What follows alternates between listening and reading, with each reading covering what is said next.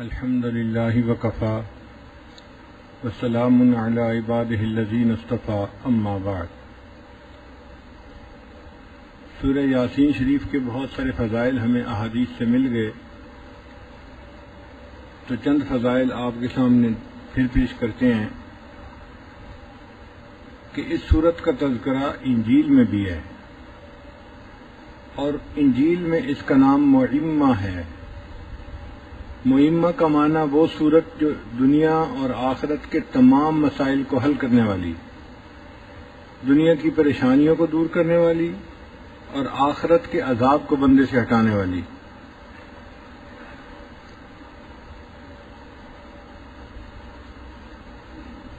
ابو ہریرہ عنہ روایت کرتے ہیں کہ نبی علیہ السلام نے ارشاد فرمایا کہ اللہ تعالیٰ نے آدم علیہ السلام کو پیدا کرنے سے 1000 سال پہلے سورہ یاسین اور سورہ طٰہٰ کی تلاوت فرمائی۔ فرشتوں نے جب سنا تو انہوں نے کہا وہ کتنے خوش نصیب لوگ ہوں گے کہ جن کے اوپر یہ قرآن اتارا جائے گا، وہ کتنے خوش نصیب سینے ہوں گے جن کے اندر یہ قرآن محفوظ ہوگا، اور وہ کتنی خوش نصیب زبانیں ہوں گی جو اس قرآن مجید کی تلاوت کیا کریں گی۔ فرشتوں نے بھی تعجب کا اظہار کیا۔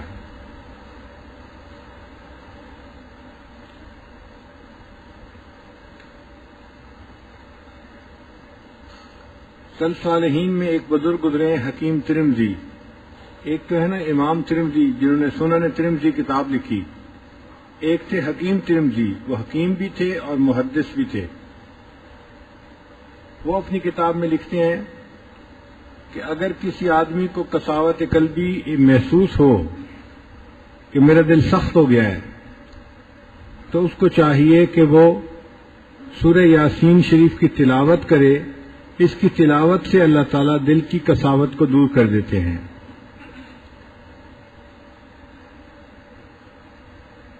اور اگر اس طرح یہ مسئلہ حل نہ ہو تو وہ فرماتے ہیں کہ زعفران سے ایک برتن کے اوپر یہ سورت لکھ دی جائے پیالے کے اندر، اور اس میں پانی ڈال کر اگر اس کو پی لیا جائے تو وہ فرماتے ہیں کہ میرا تجربہ ہے کہ اللہ تعالیٰ قساوت قلبی دور کر دیتے ہیں، دل نرم ہو جاتا ہے۔ اگر قبرستان میں اس سورت کو پڑھا جائے تو جو قبرستان کے موتا ہوتے ہیں، مردے ہوتے ہیں، اللہ تعالیٰ ان کے عذاب قبر میں تخفیف فرما دیتے ہیں۔ تو جب لوگ اپنے والدین یا بڑوں کے قبور پر جاتے ہیں ایصال ثواب کے لیے، تو سورہ یاسین کی تلاوت کر کے پڑھنا اس کا فائدہ زیادہ ہوتا ہے۔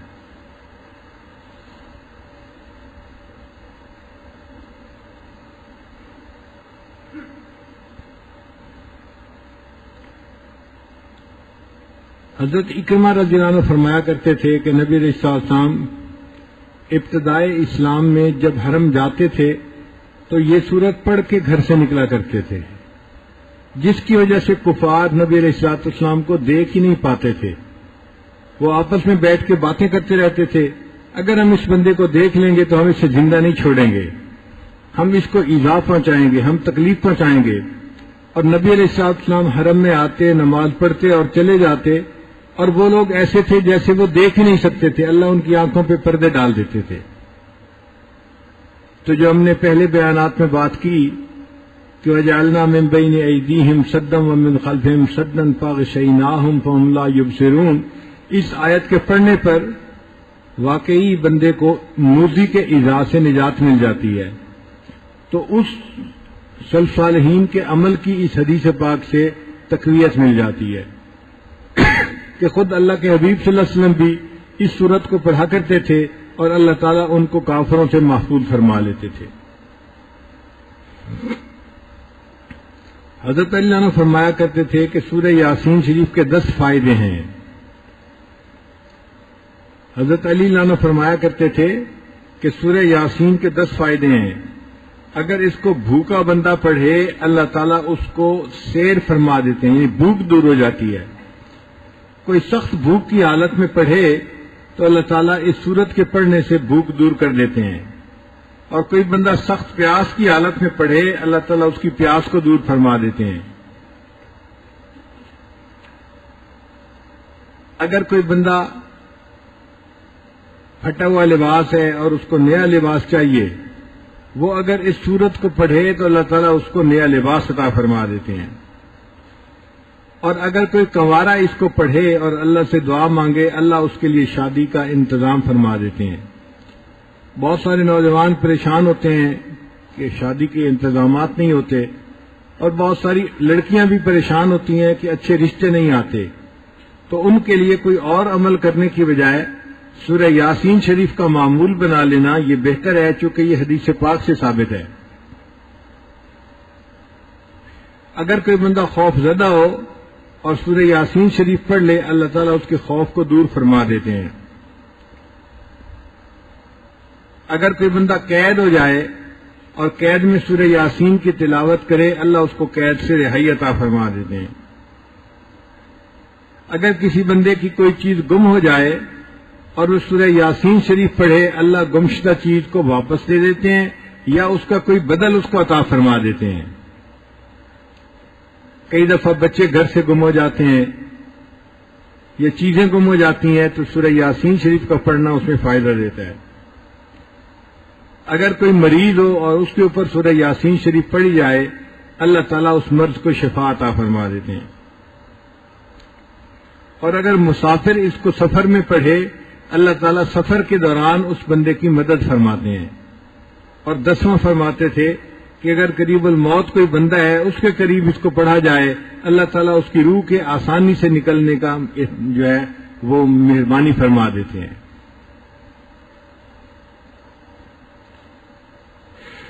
کتابوں میں یہ بھی لکھا ہے کہ اگر کوئی بندہ خواب دیکھے کہ میں سورہ یاسین شریف پڑھ رہا ہوں تو اس کی تعبیر کیا ہے؟ وہ فرماتے ہیں کہ اس کی 3 تعبیریں ہیں۔ پہلی تعبیر کہ دنیا میں اس کو ایسی نعمت ملے گی جو عزت والی ہوگی، یعنی انسانوں کے درمیان اس کو عزت ملے گی۔ اجر کریم کا لفظ ہے نا، تو کریم والا اجر، تو اس کی وجہ سے اللہ تعالیٰ اس کو دنیا میں عزتیں عطا فرمائیں گے۔ ایک تعبیر یہ ہے۔ اور دوسری تعبیر یہ ہے کہ قیامت کے دن اس کو نبی علیہ الصلوۃ والسلام کا ساتھ نصیب ہوگا، ان کے ہاتھوں اس کو حوض کوثر کا جام نصیب ہوگا۔ اور تیسری تعبیر یہ فرماتے ہیں کہ جو بندہ خواب میں سورہ یاسین شریف کی تلاوت کرے، یہ اس بات کی دلیل ہے کہ یہ مخلص بندہ ہے، اللہ نے اس کو ریا سے محفوظ فرما لیا ہے۔ یہ وہ فضائل تھے جو ہمیں اور کئی ساری کتابوں میں سرچ کرنے کے بعد ملے، تو جی چاہا کہ ان فضائل کو آپ کے ساتھ شیئر کر لیا جائے۔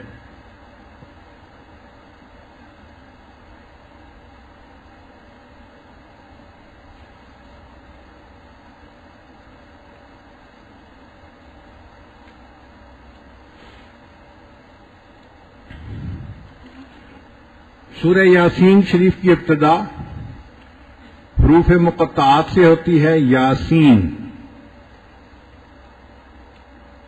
یاسین کا معنی ہے یا انسان۔ انسان کی اس میں تصغیر جو ہے وہ انیسین، تو انہیں نکال کے اس کی جگہ حرف ندا یا لگا دیا گیا تو یا انسان بن گیا۔ اور بعض مفسرین نے کہا کہ نہیں، یہ اللہ رب العزت کے ناموں میں سے کوئی نام ہے، اسماء الہی میں سے، اس لیے یاسین اللہ کے نام، اللہ نے اپنے نام سے ابتدا فرمائی۔ بعض مفسرین نے لکھا ہے کہ یہ نبی علیہ الصلوۃ والسلام کا اسم گرامی ہے، یاسین۔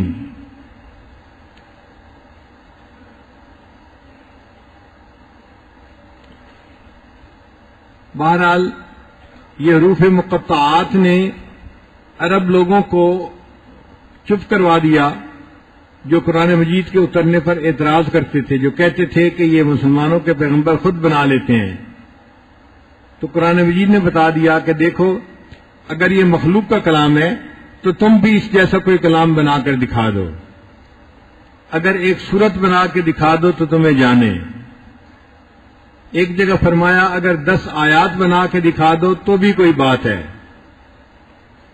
اور ایک جگہ فرمایا کہ ایک آیت ہی اس جیسی بنا کے دکھا دو تو پھر بھی بات ہے۔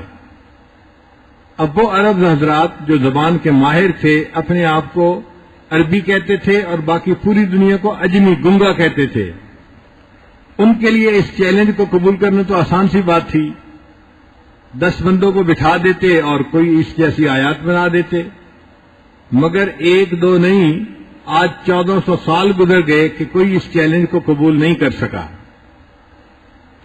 بعض لوگوں نے کوشش بھی کی۔ ایک بندے نے ایک شاعر کو یہ سورت کوثر جب اتری تو وہ لکھ کر دی کہ انا اعطیناک الکوثر فصلی لربک وانحر ان شانئک هو الابتر۔ یہ 3 مصرے بنتے ہیں، آپ اگر چوتھا مصرع بنا دیں گے تو یہ رباعی بن جائے گی اور ہم کلام میں اضافہ کر لیں گے۔ تو کئی دن وہ شاعر سوچتا رہا، بالآخر اس کو پتہ یہ محسوس ہوا کہ یہ آخری فقرہ بنتا ہے ما ھذا قول البشر، کہ یہ کسی بشر کا قول نہیں ہے۔ تو قرآن مجید کا یہ دعویٰ ایسا تھا کہ آج تک اس کو کوئی نہیں قبول کر سکا اور قیامت تک کوئی قبول کر ہی نہیں سکے گا۔ نہ خنجر اٹھے گا نہ تلوار ان سے، یہ بازو میرے آزمائے ہوئے ہیں۔ اللہ تعالیٰ قرآن مجید میں فرماتے ہیں کہ اگر انسان اور ساری دنیا کے جن اکٹھے ہو جائیں اور یہ اس جیسی ایک آیت بنانے کی کوشش کریں تو یہ نہیں بنا سکتے۔ وَلَوْ كَانَ بَعْضُهُمْ لِبَعْضٍ ظَهِيرًا، ایک دوسرے کے مددگار کیوں نہ ہو جائیں، یہ قرآن مجید جیسی کوئی آیت نہیں بنا سکتے۔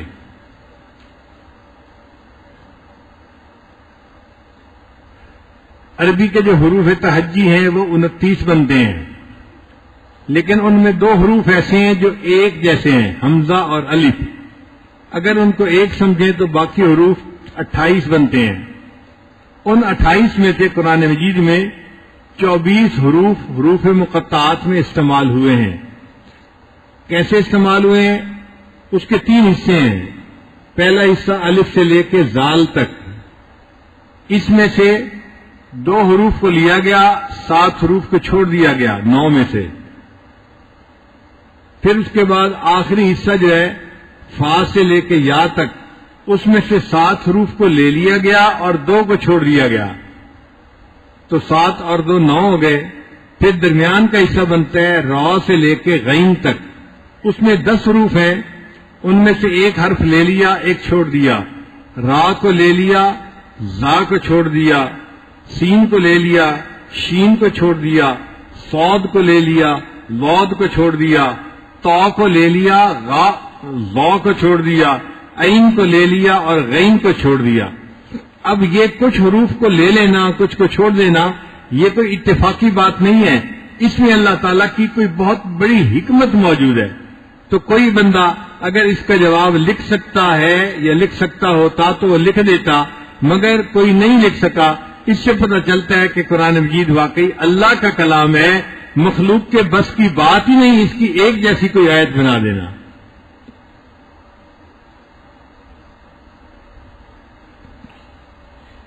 پھر بعض صورتوں کے شروع میں 1 حرف ہے، بعض کے شروع میں 2 حرف ہیں، بعض کے شروع میں 3، بعض کے 4 اور بعض کے 5، 1 سے لے کے 5 تک حروف مقطعات صورتوں کے شروع میں آئے ہیں۔ بعض مفسرین نے کہا کہ جیسے الف لام میم، تو اس کا معنی یہ ہے کہ الف سے مراد اللہ اور میم سے مراد محمد صلی اللہ علیہ وسلم اور لام سے مراد جبرائیل، جو واسطہ ہیں اللہ کا پیغام محمد صلی اللہ علیہ وسلم تک لانے کے لیے۔ بعض نے کہا کہ اگر حروف مقطعات کو جوڑا جائے تو اللہ کا نام بنتا ہے۔ ایک جگہ پر ہے الف لام را، ایک جگہ پر ہے حامیم اور ایک جگہ پر ہے نون۔ اگر تینوں حروف مقطعات کو ملایا جائے تو الرحمن کا لفظ بنتا ہے۔ اب اللہ رب العزت نے اپنے نام کے مختلف حروف کو کیسے صورتوں کے آگے تقسیم کیا، اس راز کو کوئی نہیں جانتا، اللہ ہی جانتا ہے۔ ہاں اتنا ضرور ہے، مفسرین نے لکھا کہ جن صورتوں کے شروع میں الف کا حرف آیا ہے ان صورتوں میں قرآن مجید کا تذکرہ ضرور ہے۔ الف لام میم ذالک الکتاب لا ریب فیہ، الف لام را تلک آیات الکتاب المبین۔ اور جن کے آگے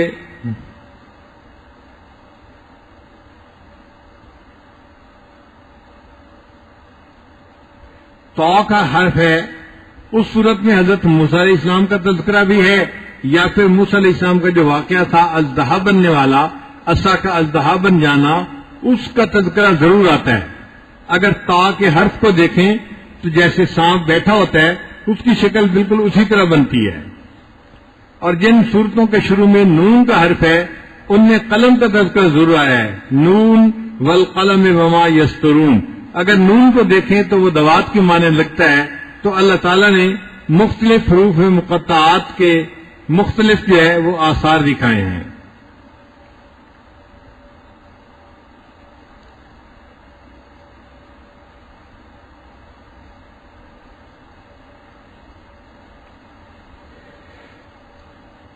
اب سوال پیدا ہوتا ہے کہ یاسین نام رکھنا کیسا ہے؟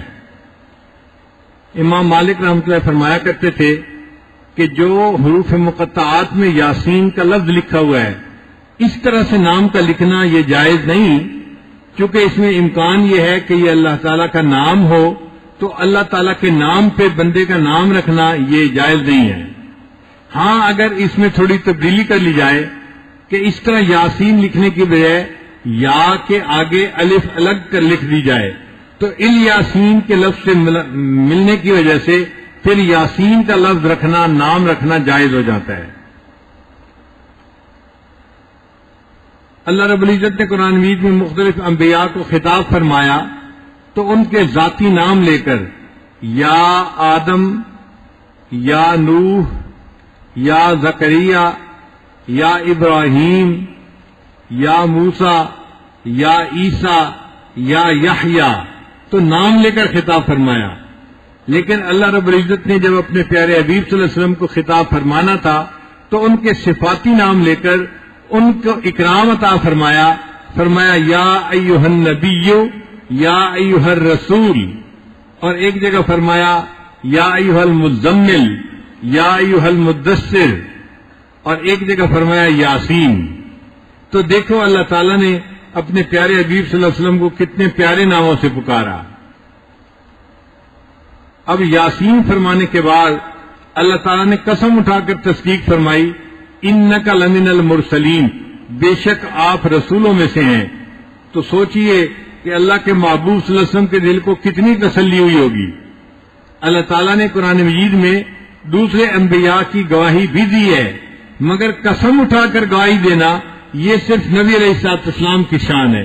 اللہ نے ان کو یہ اعزاز عطا فرمایا، اور پھر ساتھ یہ بھی فرما دیا انک لمن المرسلین، آپ بے شک رسولوں میں سے ہیں، اور علی صراط مستقیم، آپ بالکل سیدھے راستے کے اوپر ہیں۔ ہم سورہ فاتحہ میں دعا مانگتے ہیں اہدنا الصراط المستقیم، وہاں بتا بھی دیا گیا کہ جو انعام یافتہ لوگ ہیں ان کا راستہ سیدھا راستہ ہے، مگر یہاں پر اس کو اور کھول دیا گیا کہ جو بندہ نبی علیہ السلام کی شریعت کے اوپر چلتا ہے، ان کی تعلیمات پر عمل کرتا ہے، ان کی سنت کی اتباع کرتا ہے، وہ بندہ بالکل سیدھے راستے پر زندگی گزارنے والا ہوتا ہے۔ تنزیل العزیز الرحیم، اتارا زبردست رحم والے نے، لتنذر قوم ما انذر آباؤہم فہم غافلون، تاکہ تو ڈرائے ایسی قوم کو جن کے باپ دادوں نے ڈر نہیں سنا سو وہ غافل ہیں۔ یعنی مکہ کے جو قریش تھے ان کے باپ دادا نے بھی کسی نبی کو نہیں دیکھا تھا، ان کی دعوت کو نہیں سنا تھا، تو اللہ تعالیٰ محبوب ہم کو تسلی دے رہے ہیں کہ یہ آپ کی بات کو اگر نہیں مانتے، غافل ہیں، تو آپ پریشان نہ ہو، ان کے باپ دادا بھی ایسے تھے اور یہ بھی ایسے ہی ہیں، یہ اپنے رسم و رواج پہ لگے ہوئے ہیں، جو کچھ باپ دادا سے پایا اس بت پرستی کے اوپر زندگی گزار رہے ہیں، آپ ان کی اس غفلت کے اوپر پریشان نہ ہوں۔ لقد حق القول على اکثرهم فهم لا يؤمنون، ثابت ہو چکی ہے یہ بات ان میں سے اکثر پر کہ یہ ایمان نہیں لائیں گے۔ اللہ تعالیٰ کو تو معلوم ہے کہ کون ایمان لائے گا اور کون نہیں لائے گا، تو ان قریش مکہ کے بارے میں اللہ فرماتے ہیں کہ یہ بات لکھی جا چکی کہ یہ لوگ ایمان نہیں لائیں گے۔ کیوں نہیں لائیں گے؟ انا جعلنا فی اعناقہم اغلالا فہی الی الاذقان فہم مقمحون، ہم نے ڈالے ہیں ان کی گردنوں میں طوق سو وہ اپنی ٹھوڑیوں تک اور ان کے سر اونچے ہو گئے ہیں. پہلے زمانوں میں لوہے کا بنا ہوا، جیسے لوگ اپنے یہ گردن کا مورا ہل جائے یا تکلیف ہو تو لوگ ایک پیڈ سا لگا لیتے ہیں اپنے گلے کے اوپر. ہم نے دیکھا ہے کہ وہ پھر نیچے نہیں دیکھ سکتے. اسی طرح لوہے کے بنے ہوئے توق کئی دفعہ گردن میں لگا دیے جاتے تھے، جس کی وجہ سے سر اوپر ہو جاتا تھا اور وہ بندہ نیچے دیکھنے سے محروم ہوتا تھا، راستے کا پتہ ہی نہیں چلتا تھا اس سے. اللہ فرماتے ہیں ان لوگوں کے گلے میں بھی توق پڑے ہوئے ہیں. وہ توق لوہے کے نہیں، وہ توق ہیں باپ دادا کی رسومات کے توق، حب مال کے توق، حب جاہ کے توق. اور اس توق کی وجہ سے ان کو سیدھا راستہ نظر ہی نہیں آتا، لہذا یہ غلط راستے پر زندگی گزارتے پھر رہے ہیں.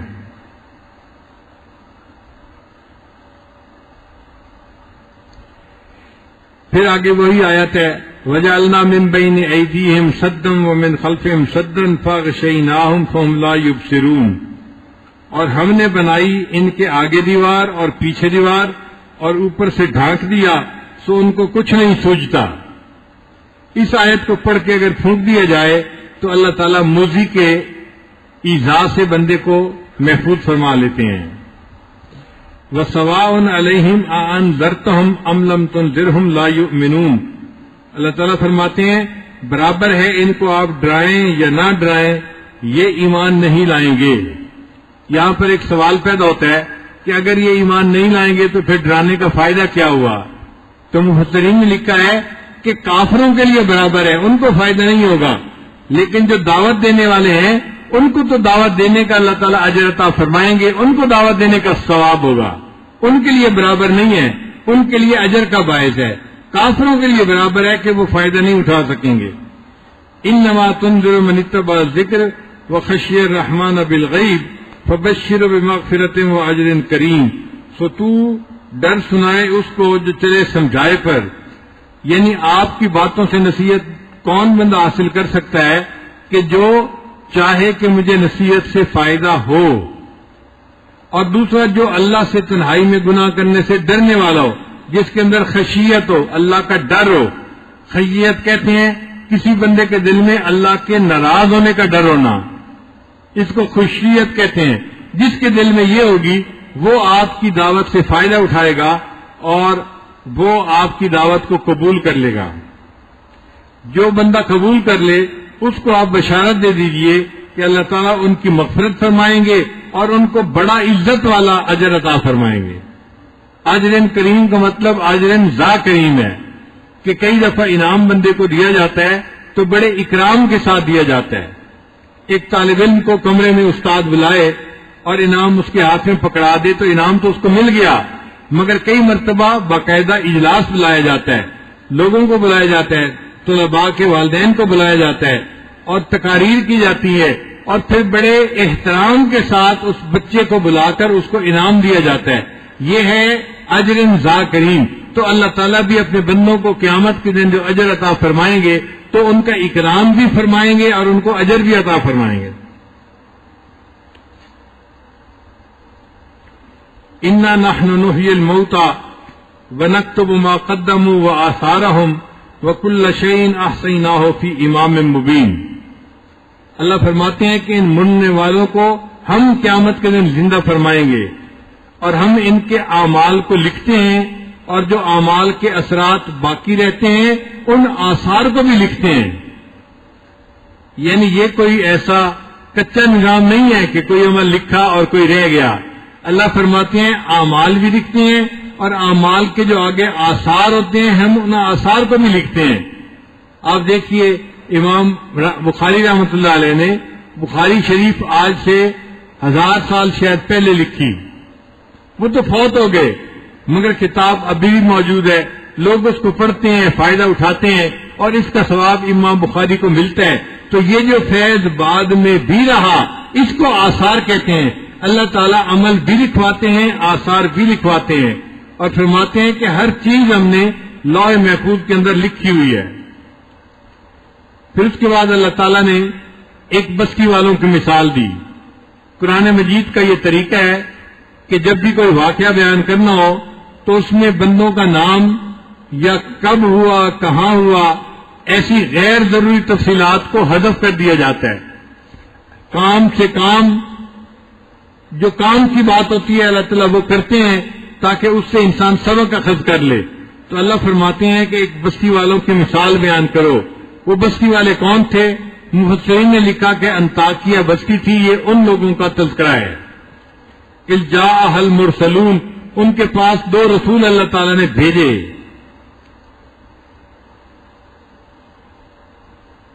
جب انہوں نے 2 رسولوں کی تکذیب کی کہ جیسے ہم بشر ہیں تم بھی ایسے ہی بشر ہو، تم نے باتیں گھڑ لی ہیں اور کہتے ہو کہ اللہ کا پیغام آیا ہے، کوئی پیغام نہیں آیا، کچھ نازل نہیں ہوا. فعززنا بثالث، اللہ فرماتے ہیں پھر ہم نے ایک تیسرے رسول کو بھی بھیجا. فقالوا انا الیکم مرسلون، تینوں نے کہا کہ ہم تو اللہ کے بھیجے ہوئے رسول ہیں. قوم نے آگے سے جواب دیا ما انتم الا بشر مثلنا، کہ تم تو یہی ہم جیسے انسان ہو. وما انزل الرحمن من شیء، اور رحمان نے کچھ نہیں اتارا. ان انتم الا تکذبون، تم سب جھوٹ بول رہے ہو. قالوا ربنا یعلم انا الیکم لمرسلون، انہوں نے کہا کہ ہمارا رب جانتا ہے ہم بے شک تمہاری طرف بھیجے ہوئے آئے ہیں. وما علینا الا البلاغ المبین، ہمارا کام تو آپ تک بات کو پہنچانا ہے.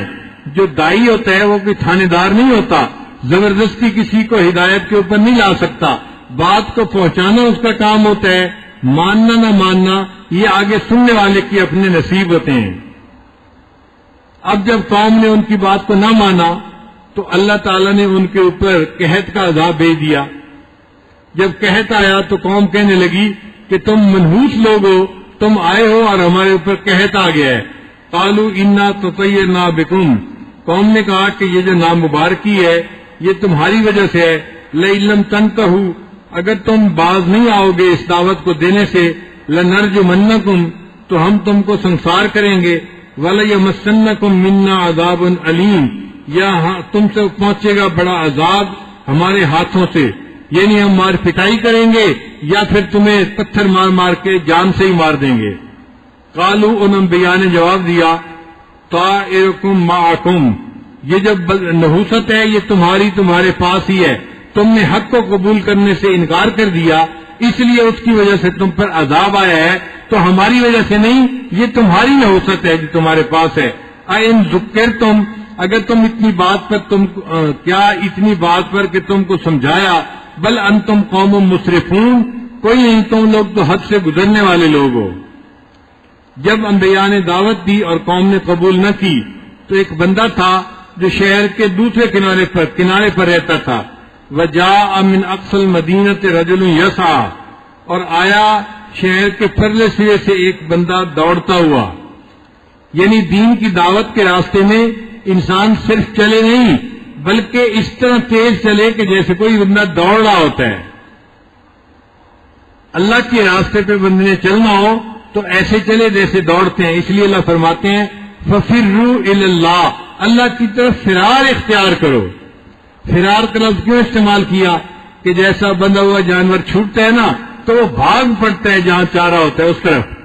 تو اللہ فرماتے ہیں کہ تم بھی دنیا کے ان جھمیلوں میں جکڑے ہوئے ہو، جب تم یہاں سے چھوٹو گے تو اپنے رب کی منزل کی طرف بھاگ پڑو. فَفِرُّوا إِلَى اللَّهِ، تو دائی کو اور اللہ کی طرف جانے والوں کو تیزی سے کام کرنا چاہیے، ہمت سے کام کرنا چاہیے. سست روی سے قدم اٹھانا اس راستے پر جائز نہیں ہے. پھر یہاں سے یہ مسئلہ بھی سامنے آیا کہ کئی مرتبہ قریب کے لوگ فائدہ نہیں اٹھا پاتے اور دور کے لوگ فائدہ اٹھا لیتے ہیں. دیکھیں جن کو انبیاء نے دعوت دی وہ انکار کر رہے ہیں، اور جو شہر کے دوسرے کنارے پہ بندہ ہے وہ بات کو مانتا ہے اور وہ دوڑ کے آ رہا ہے. حضرت بلال رضی اللہ تعالیٰ عنہ حبشہ سے آئے، ایمان پا لیا. صہیب رضی اللہ عنہ روم سے آئے، ایمان حاصل کر لیا. اور ابو جہل کا حال دیکھو کہ وہ مکہ میں رہتا تھا اور ایمان سے محروم رہ گیا. قال یا قوم اتبعوا المرسلین، اس بندے کا نام تھا حبیب اور یہ لکڑی کا کام کرتا تھا. حبیب نجار اس کا نام تھا. اس نے آ کے انبیاء کی تائید کی کہنے لگا اے قوم ان رسولوں کی بات کی اتباع کر لو، اتبعوا من لا یسألکم اجرا، تم ایسے بندے کے راستے پر چلو جو تم سے بدلہ نہیں مانگتے، وہم مہتدون، اور وہ ہدایت کے اوپر ہیں۔ پھر حبیب نے بڑے پیارے انداز سے ان کو اللہ کی طرف بلایا، وَمَا لِيَ لَا أَعْبُدُ الَّذِي فَطَرَنِي وَإِلَيْهِ تُرْجَعُونَ، اور مجھ کو کیا ہوا کہ میں بندگی نہ کروں اس اللہ کی جس نے مجھ کو بنایا اور اسی کی طرف ہم نے پھر کر واپس لوٹنا ہے۔ یعنی یہ بھی تو کہہ سکتا تھا کہ تم کیوں نہیں بندگی کرتے، مگر بہتر انداز بات کا یہ ہوتا ہے کہ اس وقت دائی اپنے آپ کو عاجز سمجھ کر، چھوٹا سمجھ کر اپنے اوپر بات کرے، مجھے کیا ہو گیا کہ میں اللہ کی عبادت نہ کروں۔ اصل میں تو وہ ان کو کہنا چاہتے تھے کہ تمہیں کیا ہو گیا، تم اللہ کی عبادت نہیں کرتے، مگر پیارا انداز اپنایا کہ مجھے کیا ہو گیا، میں اس اللہ کی بندگی نہ کروں جس نے مجھے پیدا کیا۔ پتہ چلا کہ جو پیدا کرنے والا ہوتا ہے عبادت اسی کا حق ہوتا ہے، تو بندے کے اوپر حق ہے کہ وہ اپنے پروردگار کی عبادت کرے۔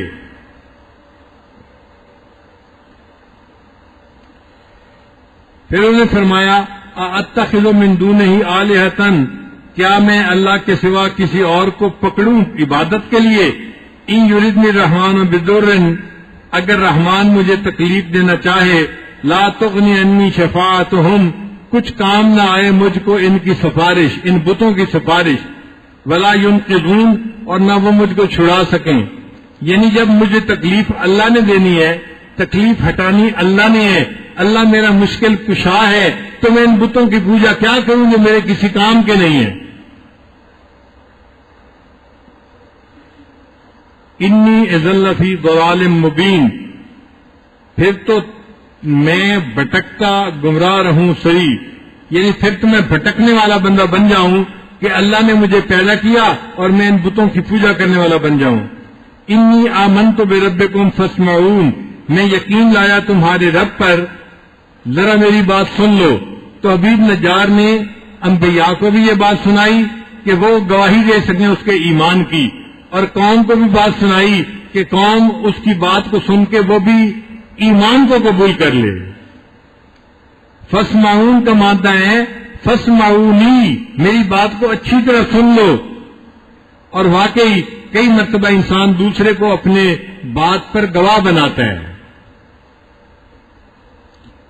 اسی حدیث پاک میں آتا ہے کہ جو بندہ اللہ کا ذکر کرتا ہے بلند آواز سے، تو پتھر، درخت اور یہ چیزیں بھی قیامت کے دن اس بندے کے ذکر کرنے کی گواہی دیں گی۔ اور جو بندہ انگلیوں کے اوپر گن کے ذکر کرتا ہے، تو یہ انگلیاں اور جسم کے اعضاء قیامت کے دن اس بندے کے ذکر کے اوپر گواہ بن جائیں گے۔ جیسے گناہوں پہ گواہ بنتے ہیں، ایسے نیکی کے گواہ بھی بن جائیں گے۔ اسی لیے جب عمرے اور حج پہ جاتے ہیں تو نبی علیہ السلام کے روضہ انور پہ حاضری کے وقت سلام پڑھتے ہیں، اور سلام پڑھ کے پھر کلمہ شہادت پڑھ کے اللہ کے معبود صلی اللہ علیہ وسلم کو اپنے ایمان پر گواہ بناتے ہیں۔ اے اللہ کے حبیب صلی اللہ علیہ وسلم، آپ قیامت کے دن ہمارے ایمان کی گواہی دے دیجیے گا۔ اگر اللہ کے محبوب نے قیامت کے دن ایمان کی گواہی دے دی تو ہماری کشتی کنارے لگ جائے گی۔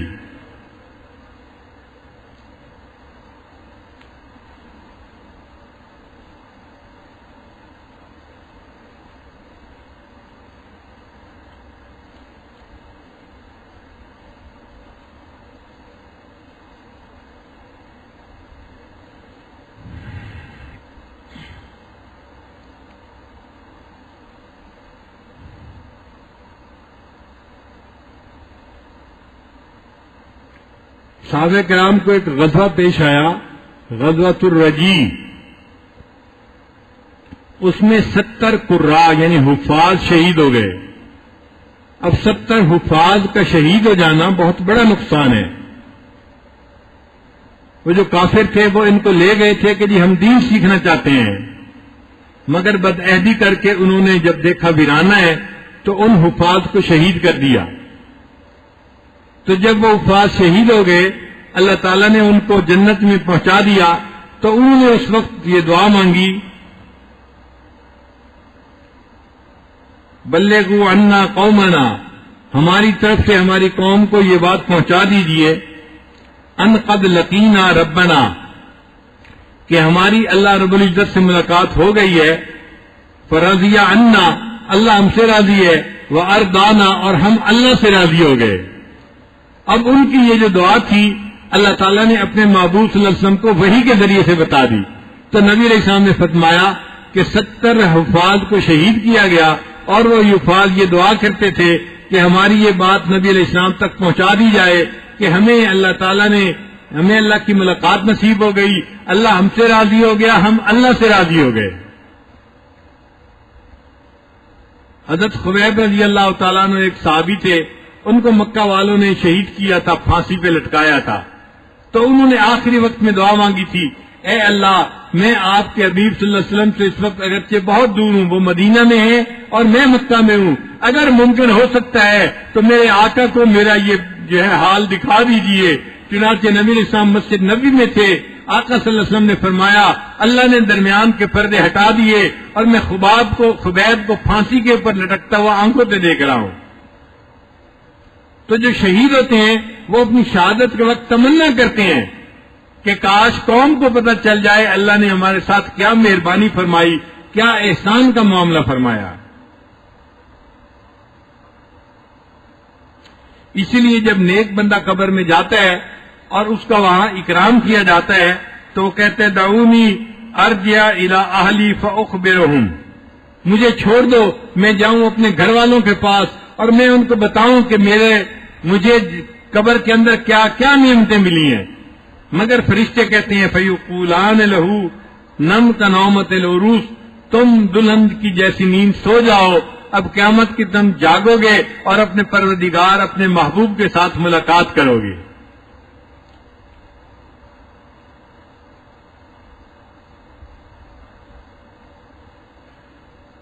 اب قوم نے جب حبیب نجار کی یہ بات سنی تو انہوں نے حبیب نجار کو قتل کر دیا۔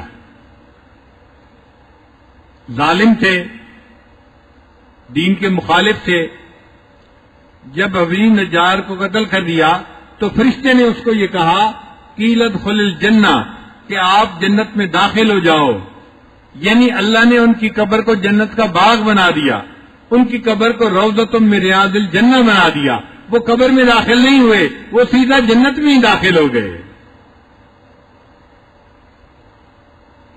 پھر حبیب نجار نے یہ کہا قال یا لیت قومی یعلمون، کاش کہ میری قوم اس بات کو جان لیتی، بما غفر لی ربی، کہ میرے رب نے میری مغفرت کر لی، وجعلنی من المکرمین، اور اس نے مجھے عزت والوں میں شامل فرما لیا۔ یہ حبیب نجار کی تمنا تھی جو اس وقت اس نے کہی۔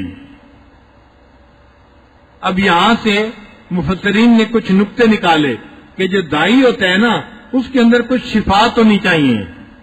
پہلی صفت یہ کہ دائی نے مرنے کے بعد بھی قوم کی فکر نہیں چھوڑی۔ حبیب نجار کو موت آ گئی اور مرنے کے بعد بھی وہ چاہ رہا ہے کہ جو مجھے ملا کاش میری قوم دیکھ لیتی اور ہو سکتا ہے وہ ایمان لے آتی، یعنی دائی دعوت ایسا دے کہ اس کو مرنے کے بعد بھی اس کی فکر رہے۔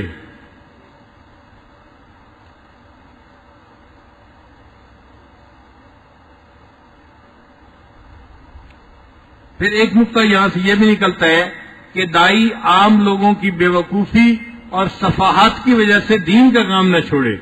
اگر لوگ بات نہیں مان رہے تو بندہ پریشان ہو کے ایک طرف نہ ہو جائے جی ان کو میں نے کیا دین کی طرف بلانا، وہ دین کی طرف بلاتا رہے، اس کو دعوت دینے کا اللہ تعالیٰ اجر عطا فرمائیں گے۔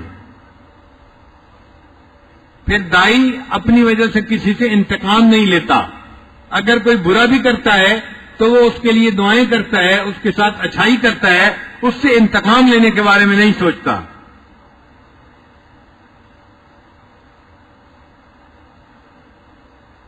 امام اعظم ابو حنیفہ رحمۃ اللہ علیہ کا ایک مخالف تھا، ایک مرتبہ راستے پہ مل گیا اور اس نے امام صاحب کو بڑی جلی کٹی سنانی شروع کر دی۔ امام صاحب سنتے رہے، چلتے رہے، سنتے رہے، چلتے رہے، حتیٰ کہ بستی کے کنارے پر پہنچ گئے تو امام صاحب کھڑے ہو گئے، وہ بھی کھڑا ہو گیا، تھوڑی دیر اپنی باتیں کرتا رہا، پھر اس نے کہا کہ آپ آگے کیوں نہیں چلتے؟ تو امام صاحب نے کہا کہ دیکھو اس بستی میں میرے بہت سارے شاگرد ہیں، وہ اگر تمہیں اس طرح بدتمیزی کرتے ہوئے دیکھیں گے وہ تمہیں پکڑیں گے اور تمہیں ایذا پہنچائیں گے، تمہیں ماریں گے، اور میں چاہتا ہوں کہ تم نے جو کہنا ہے تم اپنے دل کی بات کہہ لو، میں ادھر ہی تم سے سن لوں، تمہیں تکلیف نہ پہنچے۔ دیکھیں وہ کیا کہہ رہا ہے، وہ تکلیف پہنچا رہا ہے۔ ظاہر تو یہ بنتا تھا کہ امام صاحب کہتے کوئی میرا شاگرد آئے اور اس کے ذرا دو چار جوتے لگائے، اس کو سمجھ آ جائے، اس کو سبق سکھا دے، مگر دائی ایسا نہیں ہوتا، وہ انتقام نہیں لیتا، وہ تو خیر خواہ ہوتا ہے، وہ تو الٹا بھلائی سوچتا ہے۔ خیر وہ بندہ ان کو جلی کٹی سنا سنا کے تھک گیا، حتیٰ کہ چپ ہو گیا۔ تو امام صاحب نے کہا کہ اب اور کیوں نہیں بات کرے؟ کہنے لگا بس میں نے جو کہنا تھا کہہ لیا، اب میں تھک گیا ہوں۔ امام صاحب نے کہا اچھا اب تک تم نے سنائی ہے، اب تم ذرا میری بات سن لو۔ کہنے لگا جی آپ سنائیں۔ امام صاحب نے کہا دیکھو تم نے مجھے اتنے برے برے الفاظ کہے ہیں، اگر میں تم سے بدل لینا چاہوں تو میں لے سکتا ہوں، میرے اتنے شاگرد ہیں، اتنا ساتھ دینے والے ہیں، میں ان لوگوں کے ذریعے سے تمہاری اچھی طرح ٹھکائی کروا سکتا ہوں، مرمت کروا سکتا ہوں، مگر میں تم سے بدلہ نہیں لوں گا۔ اور پھر فرمایا کہ تمہیں پتہ ہے کہ بادشاہ وقت میرا بڑا احترام کرتا ہے، اگر میں تمہاری شکایت بادشاہ کو لگا دوں وہ تمہیں قید میں بھی ڈالے گا اور تمہیں وہ جو ہے وہ درے بھی لگوائے گا، مگر میں بادشاہ کو تمہاری شکایت نہیں لگاؤں گا۔ اور اگر قیامت کے دن میں چاہوں کہ تم سے اس ایذا کا بدلہ لوں تو میرا حق ہے، میں قیامت کے دن تمہارا گریبان پکڑ سکتا ہوں، لیکن میں تمہیں بتا رہا ہوں ابھی کہ میں قیامت کے دن اس وجہ سے تمہارا گریبان نہیں پکڑوں گا۔ اور پھر آخری بات کہی کہ اچھا میری آخری بات بھی سن لو، اگر قیامت کے دن اللہ رب العزت نے مجھے معاف فرما دیا اور میرے لیے جنت کا فیصلہ فرما دیا تو میں تمہیں اپنے ساتھ لیے بغیر جنت میں نہیں جاؤں گا۔ جب امام صاحب نے یہ بات فرمائی تو اس بندے نے پاؤں پکڑ لیے، حضرت مجھے معاف کر دیں، مجھے مس انڈرسٹینڈنگ تھی، میں آپ کے دشمنوں میں نہیں، میں آپ کے غلاموں میں شامل ہوں۔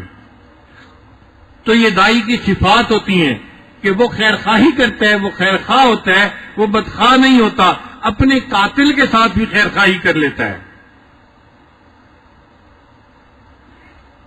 دائی کے اندر معاف کرنے کی صلاحیت ہوتی ہے، اس کا دل بڑا ہوتا ہے، وہ لوگوں کی زیادتی کو دیکھتا بھی ہے، سنتا بھی ہے، برداشت کر لیتا ہے، مگر اتنا بڑا دل ہوتا ہے کہ وہ ان کے ساتھ فوراً لڑائی جھگڑا نہیں شروع کر دیتا، بلکہ وہ بڑے دل ہونے کی وجہ سے ان کی غلطیوں کو معاف کر دیتا ہے۔ پھر دائی کو دعوت کے دوران جو تکلیف پہنچتی ہے نا لوگوں سے، تو وہ لوگوں سے شکوہ نہیں کرتا، بلکہ یہ سمجھتا ہے کہ میرے اس دین کے کام میں مجھے جو پریشانیاں آ رہی ہیں یہ میرے درجات کے بڑھنے کا سبب ہے، یہ میری اصلاح کا سبب ہے، یہ میری غلطیوں کے دور ہونے کا سبب ہے۔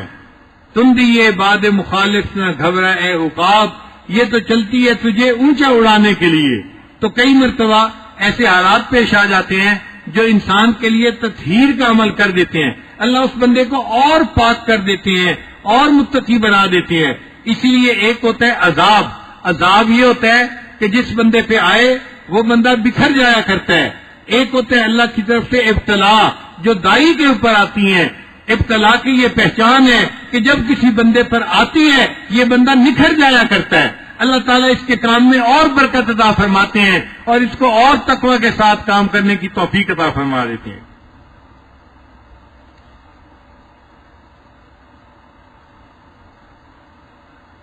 جیسے حاملہ عورت کہہ کر دیتی ہے نا تو اس کو پتہ ہوتا ہے کہ یہ کہہ اس بات کی علامت ہے کہ میرے پیٹ کے اندر بچہ نشوونما پا رہا ہے۔ اسی طرح دائی کو جب دعوت کے دوران تکلیف پہنچتی ہے تو یہ اس بات کی علامت ہوتی ہے کہ اللہ تعالیٰ نے اس کی دعوت کے کام کو قبول فرما لیا، اب اللہ تعالیٰ اس کے ساتھ خیر کا معاملہ فرما دیں گے۔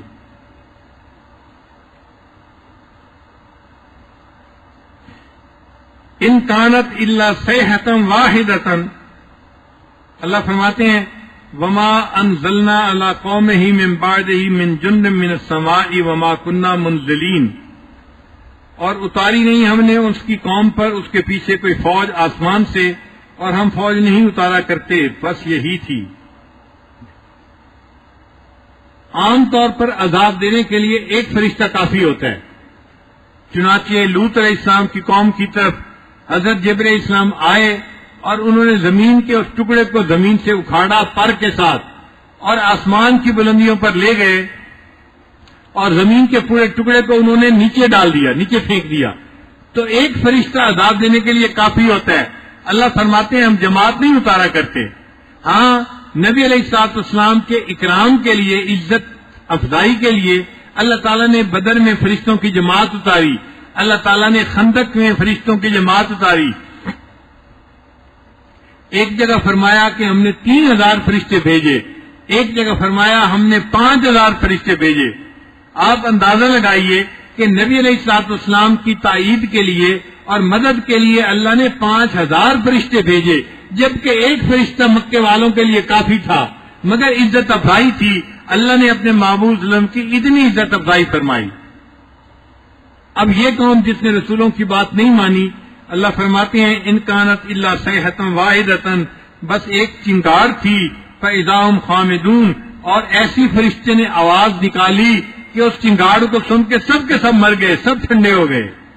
یا حسرۃ علی العباد، افسوس ہے بندوں پر، ما یاتیہم من رسول، ان کے پاس کوئی رسول نہیں آتا، الا کانوا بہ یستہزئون، مگر یہ اس کے ساتھ ٹھٹھا کرتے ہیں.